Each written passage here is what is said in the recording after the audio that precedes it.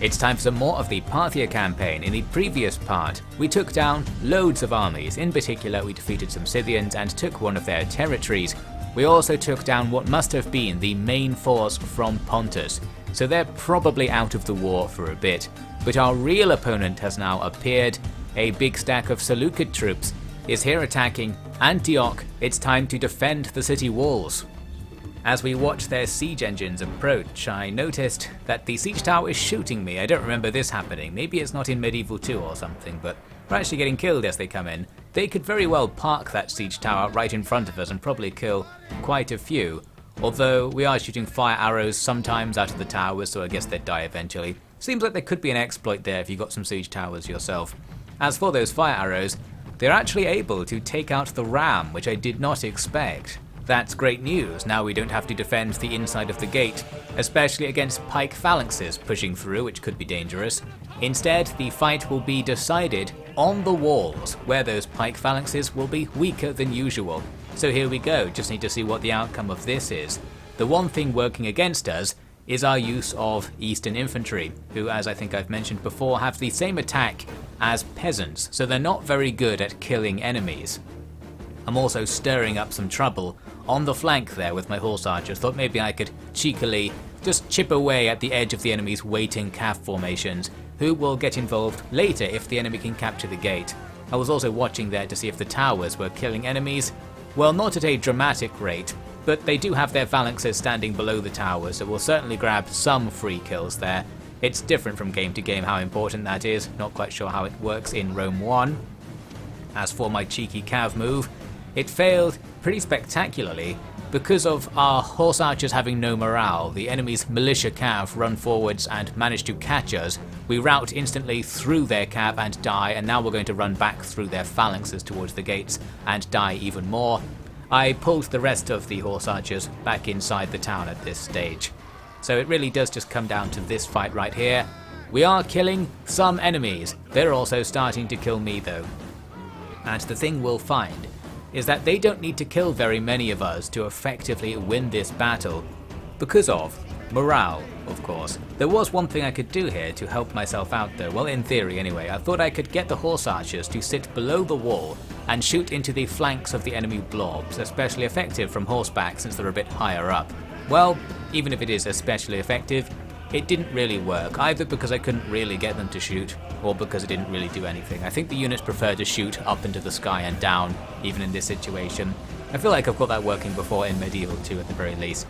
But anyway, we end up with a very bad situation, because our guys either die, or they rout, and that's the more important part of this, because we're going to be routing in situations where we're stuck and go into fight to the death mode. You might think that's a good thing if you are a naive beginner. Since fight to the death is a real thing from military strategies, you can force your men to be in a situation where they have to do anything to survive, and they might actually fight better as a result. In this case, and in this game I presume at least, it's similar to Medieval 2, where fight to the death just means you're routing very slowly for all intents and purposes. You can actually attack enemies. What I don't know is whether you can get kills against enemies. At the very least, you kill a lot less effectively than you normally do. So fighting to the death isn't particularly useful. It ultimately affects all of our units on the walls, and they die or get pushed away from their positions. That allows the enemy to get somebody on top of the gatehouse, which opens the gates, and then the rest of their army, tons of phalanxes and cav and chariots, rush forwards to enter the town. I'm trying to get my horse archers out of there, not especially successfully actually, but some of them get back to the town square where I've got some peasants ready for my last stand, a real fight to the death, as we just see how many of them we can take down on the capture point. They're very slowly walking towards us, giving me some time to shoot arrows at them, that's kind of them. But there is an overwhelming blob of stuff that our peasants will now have to deal with.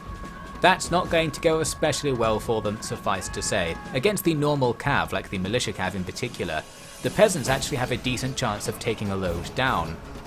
The issue we have is like the knockback and the mass effects.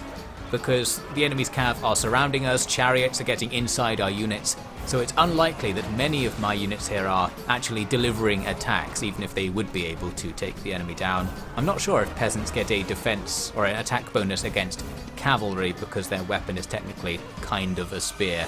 Not sure about that, but whatever's happening, the peasants are dying. It doesn't look very good. Until it does, this just sort of turns around for reasons unknown. We lose 75% of the peasants. However, I think what happened is the enemy's scythed chariots went into running amok mode because it was so chaotic, or so many arrows were flying everywhere. That causes them to simultaneously rout and kill other units on the way out, so the cav kind of die. Some of them are actually defeated by the peasants somewhat legitimately, and the remaining chariots then start running back towards the gate. I thought this could be very useful, because they might run through the phalanxes and kill them. Well, most of the phalanxes happened to not be in the way. One of them was, but it appears that the running amok chariots don't really go through them. They've just sort of stopped in the gateway there. Maybe it's because of the gate itself, some pathfinding stuff's going on. They also can't kill each other by the looks of things. This is multiple units running amok on top of each other, so I guess chariots are immune to other chariots' trample damage. I hoped for a bit more there, but at least it got the pressure off us. Although there are still some chariots at the capture point attacking us, and that's going to be an issue because we can't really hit them with our archers. The peasants can't really do very much, especially because they're being run over all the time. Eventually the peasants are too few in number to hold the enemy off, and the horse archers start being involved in the melees with the chariots. That's also going to go absolutely terribly. Really, this battle is over. The balance bar's not looking too good at this stage. We need something very odd to happen for us to win. Not that that's impossible. The AI could still glitch and we'll win on the timer or something, but I'm fighting on anyway. We actually do get a little bit of a turnaround in this melee, because this set of chariots also, for whatever reason, starts running amok and leaves a few of my guys alive. So we end up with some 30 peasants defending the capture point. There go the chariots running off back towards the gate, and we're still good. The enemy's infantry still haven't really committed to this central fight, so it was just the mounted stuff, and we've actually kind of held them off. Those chariots then do me a favour, because as they're routing towards the edge of the map, they cheekily turn back in running amok mode and kill the enemy faction leader who was just standing far away from the battle. So he thought he was going to get off easy just watching this thing from afar. Suddenly he is cheekily killed by some of his own troops.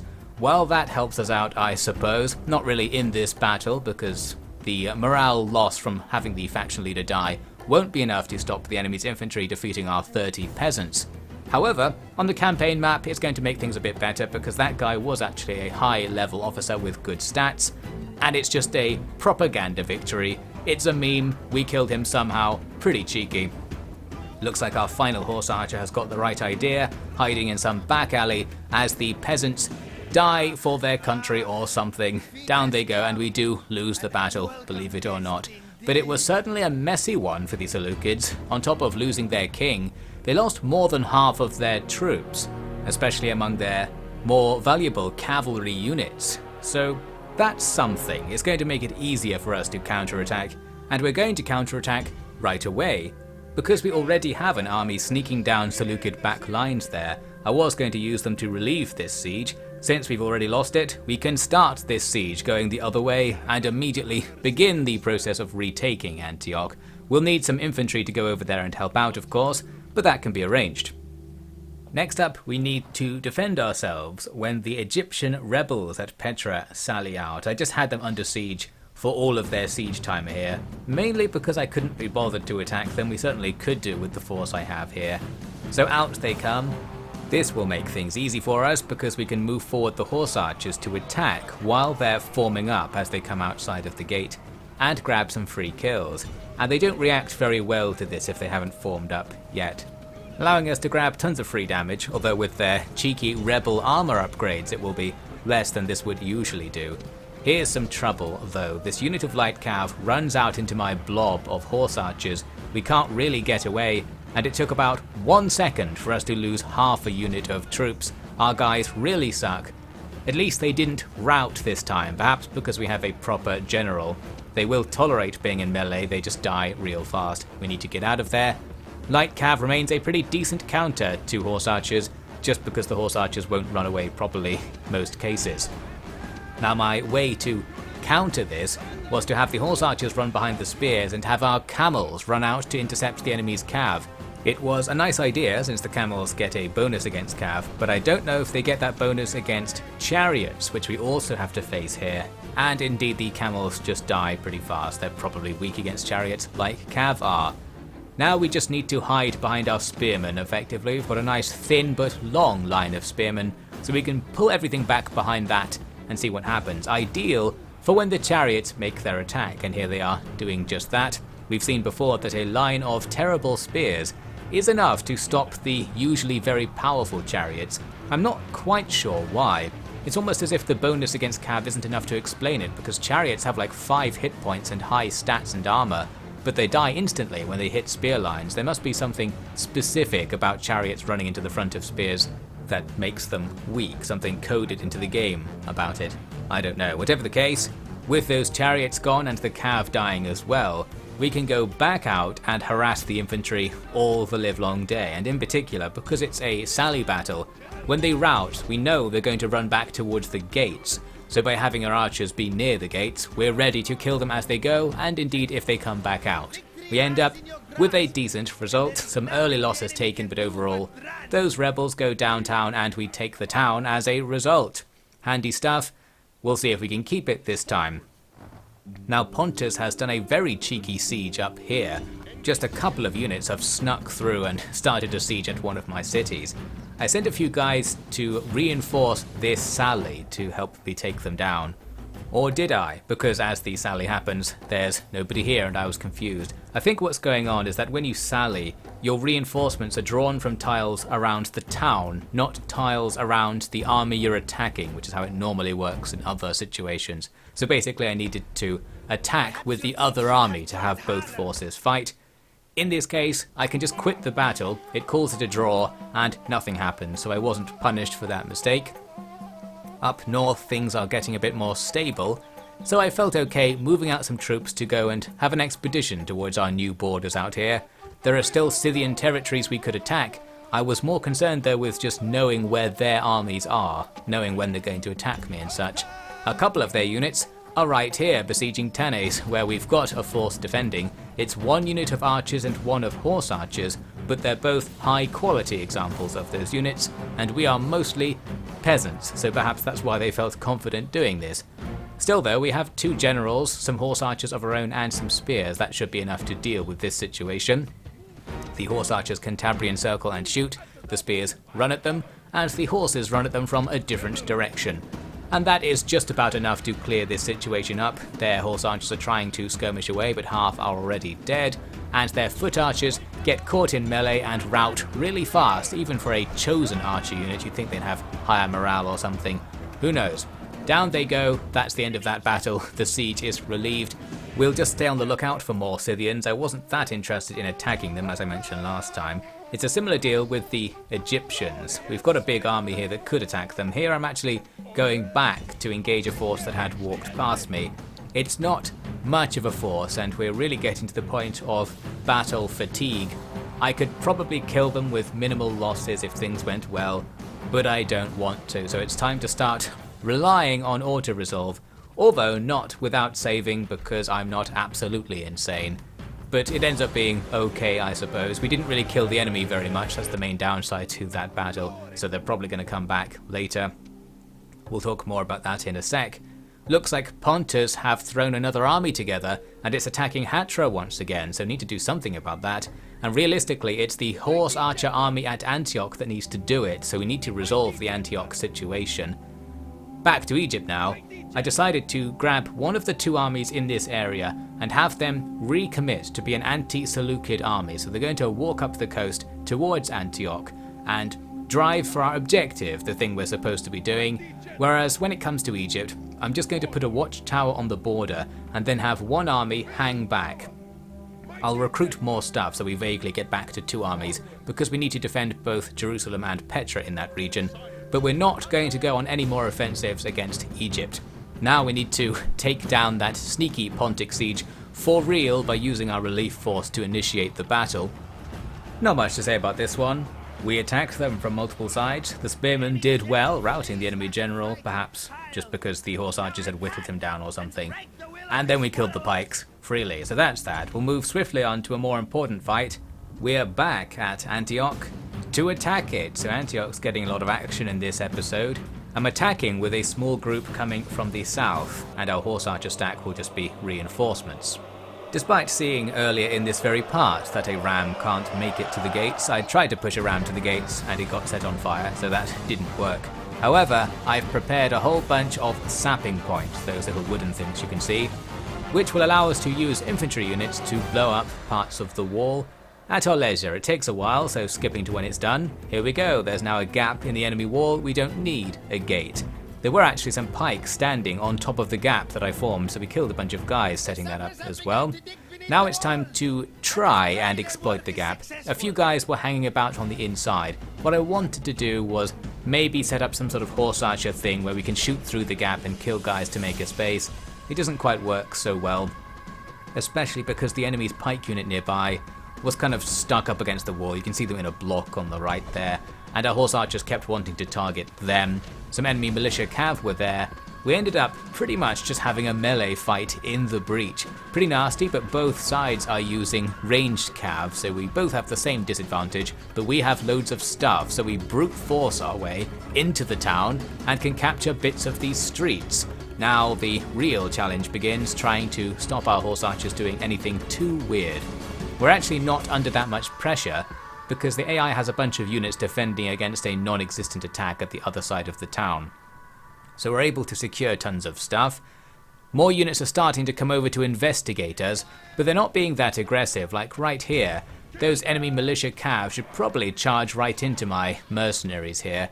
Instead, they're standing there trying to throw jabs at us and failing. We're trying to shoot arrows at them and also failing for the most part, but the odd shot is going in their general direction. Being in the town just messes everything up. What I wanted to do is send a bunch of horse archers down the other side of the town to secure another angle on the capture point. But on the way there I turned back and retreated back to my entry point, since some chariots were coming out to interfere, and that's going to cause issues, no doubt. We certainly don't want to be caught in streets where we can't really pathfind with chariots rampaging all over the place. We've also got some enemy cav trying to push out now towards our main position, but with my generals blocking that street, their cav won't really be too much of a threat. The chariots, on the other hand, remain a problem because they did chase me back towards my staging area, and all we can really do is try to kill them with arrows. We've killed a couple of them already during our retreat. Shooting arrows at chariots is super inaccurate, so it's a waste of ammunition, but you will eventually grab some kills, and there's not that much else we need the ammo for because the enemy don't have much in the town. So we wait and pray. The chariots appear to be going back the way they came, which is excellent, because if they just really ploughed forward, we'd be in trouble. But then they turn around and they do plough forward a bit more after this. I've got some spears nearby, but they're partially underground after sapping this gap in the wall, and it takes a really long time for you to regain control of the unit as they walk back out of their tunnel, so they can't really help here. We do end up losing a unit of cav, but the chariots also get taken down with sheer arrow spam, and the fact that, as you can see, the chariots aren't attacking us very efficiently. They were sort of running about all over the place, and looks like they've now run amok. We killed their commander, and the situation calms down overall. With them out of the way, we are free to move on the capture point. These cav are charging out. We're going to counterattack with a bunch of stuff and just plough our way in there. We've still got loads of enemy phalanxes distracted over here at the other side of the map. These two infantry units have kept the enemy's attention and made things easy for us. Now I'm actually going to storm the walls because it looked like the enemy might be considering coming back to the capture point. And indeed they were, because I was busting into that capture point. We took it quite easily. Now though we have to hold it, and with not many infantry units that's a bit difficult. Ideally we would just block the enemy in the streets and take the capture point using the timer. Because we can't do that, we need to let the enemy come to the capture point and then start dancing around in these very narrow confines. Because the point is quite big though, I've got enough space to set up like 8 units of horse archers there at the back, and they'll just keep shooting at stuff that's trying to kill us at the front. So as long as we don't end up in melee contact, A massive rain of arrows will continuously destroy these hoplites. It's just a case of trying not to get stabbed by them, which is easier said than done, especially with the whole waypoints thing I've talked about before going on. When you give an attack order, or a movement order I should say, your men sometimes like to move somewhere else first, just to be sure. As things go, it's okay though. The enemy don't attack us particularly efficiently, walking down the side of my horse archer column over there and here. Well, we've got them in melee, we have to kill all of them because it's a capture point fight. Pretty messy, and we've got plenty of horse archers willing to charge into that battle as well, but with my generals getting in there who have some melee stats, we can finish off those low level hoplites. In come some pikes. Those guys don't do very well, they didn't know which unit to target and walked backwards and forwards for a while. And during that time, they got killed. And that brought the battle to an end. It was a tiny bit messy, but that could have gone much worse. For a technical and weird kind of assault, it actually got pulled off with not too much pain. We're going to enslave the people of Antioch, I think for the second time. They've also been exterminated by the Egyptians, so it's not going well for Antioch in this campaign, but it's just to keep them quiet. Had to wait a long time to do it because some animation was playing in the background, and there we go.